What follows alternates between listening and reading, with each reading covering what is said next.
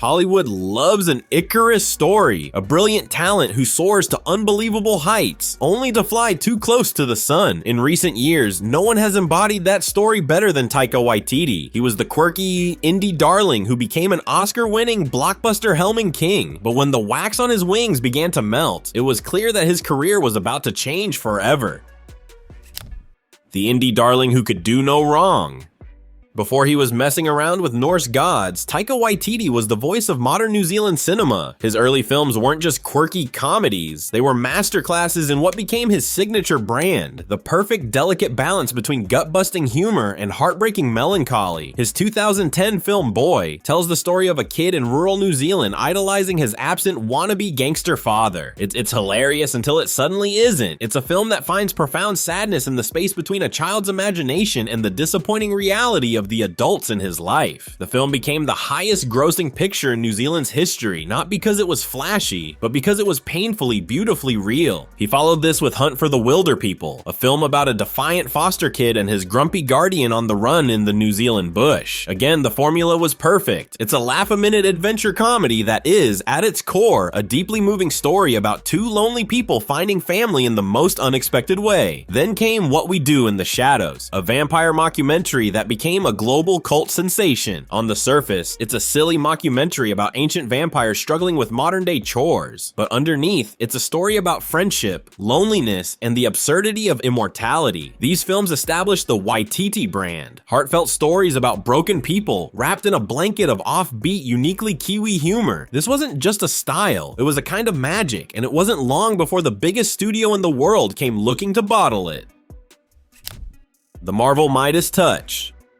By 2016, the Thor franchise was the MCU's problem child. The first two films were forgettable, self-serious Shakespearean dramas that failed to capture the cosmic weirdness of the comics. Thor, as a character, was a handsome block of wood. The franchise needed a miracle, so Marvel did what it does best. It took a gamble on a quirky indie director. With Thor, Ragnarok, Taika Waititi didn't just save the character, he redefined him. He injected the franchise with a shot of pure, unadulterated fun, color, and his signature humor. But here's the crucial detail everyone forgets. Waititi was working within a pre-existing framework. The story for Ragnarok was largely in place, handled by Marvel's veteran writers. He didn't have a blank check, he had guardrails. This structure forced him to apply his style with precision, rather than letting it run wild. The result was a perfect marriage of indie sensibilities and blockbuster spectacle. Think of the scene where Thor meets Doctor Strange. It's a tight, hilarious comedy sketch. But moments later, we're on a cliff in Norway, as Odin delivers a quiet, emotional farewell. The jokes stop, the music softens, and the film allows a moment of genuine grief to land. That balance is the same magic he perfected in his earlier work, successfully translated to a $200 million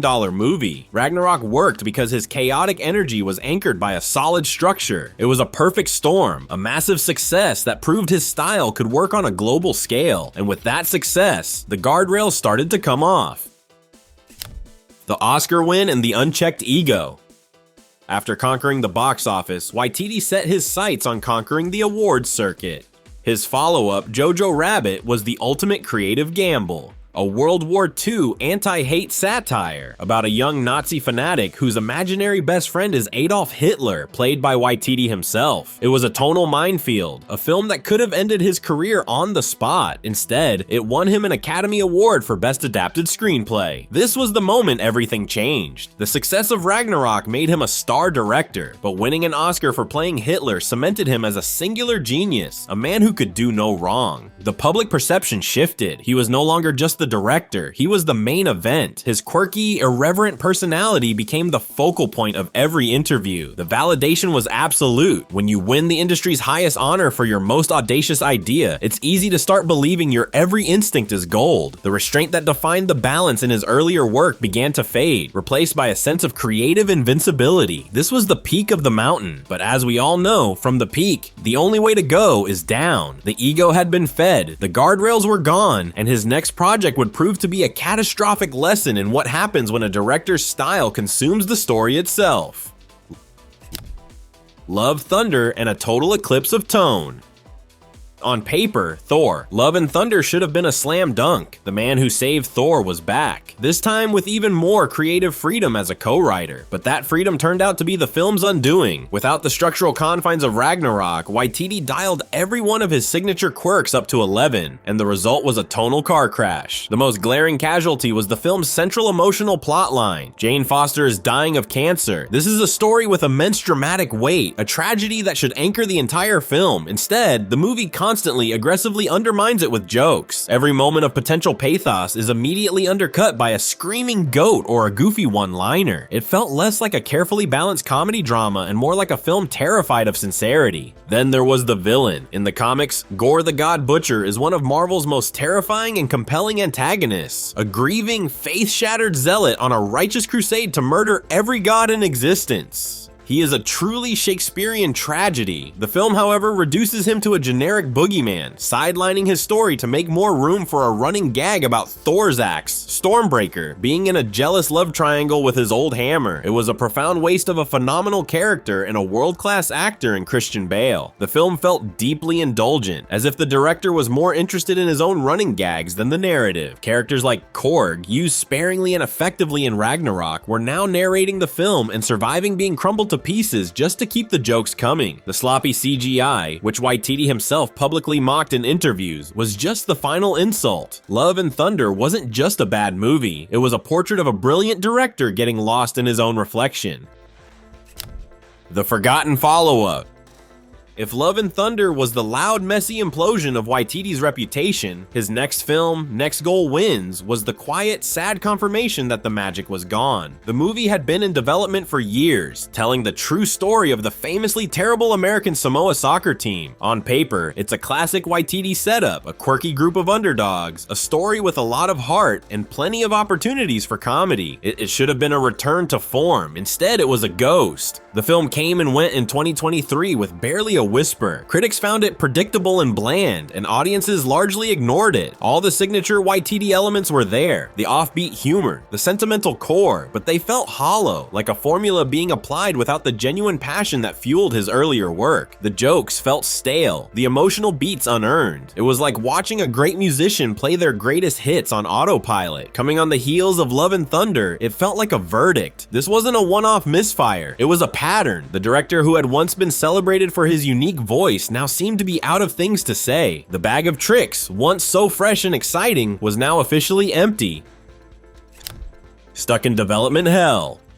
In Hollywood, perception is reality, and the perception after two back-to-back duds was that Taika Waititi had lost his Midas touch. The evidence is in the projects that have since stalled or fizzled out. Chief among them is his long-announced Star Wars movie. For years, this was touted as the next exciting chapter for the galaxy far, far away. But after the tonal chaos of Love and Thunder, the idea of handing the keys to Lucasfilm's prized possession to a director with no apparent interest in consistency became a massive risk. The project remains stuck in development limbo, with no clear signs of progress. His other projects have been met with a collective shrug. He directed a few episodes of the TV series Time Bandits and has a Judge Dredd project in the works, but the buzz is gone. His name, which was once a guaranteed selling point that promised a unique and exciting experience, now feels more like a red flag. He hasn't stopped working, but he's fallen from the A-list of visionary directors back into the fray. The industry hasn't excommunicated him, but the trust, the belief that he could handle any property with his unique blend of humor and heart, has been profoundly shaken.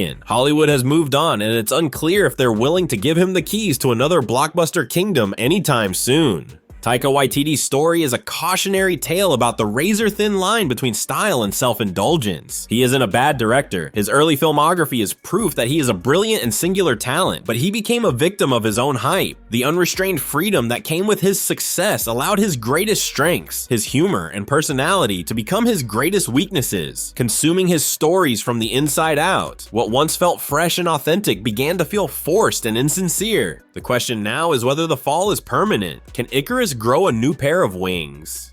The path back for Taika Waititi likely isn't through another massive blockbuster. It's probably found back where he started, in smaller, more personal stories where the humor serves the characters, not the director's ego. We can only hope he finds that balance again, because the filmmaker who gave us Boy and Hunt for the Wilderpeople is a voice worth hearing, but the one who gave us Love and Thunder serves as a warning for what happens when a director starts to believe their own magic a little too much.